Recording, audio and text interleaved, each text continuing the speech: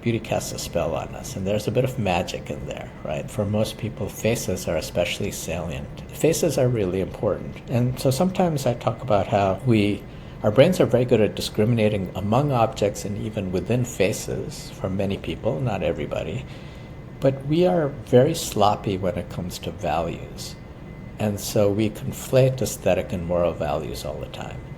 And so there is this thing called the beauty is good stereotype, that attractive people get all sorts of unearned privileges in life. We have looked at a corollary to that, which is that when people have facial anomalies, so this can be scars, burns, developmental abnormalities, and so on, that many people, most people, also have an implicit negative bias against those faces without knowing anything about them. We have found that we know something about what's going on in the brain of people who, as they're looking at these faces, it turns out the structures in the back of the brain, there's an area called the fusiform gyrus that is especially sensitive to faces.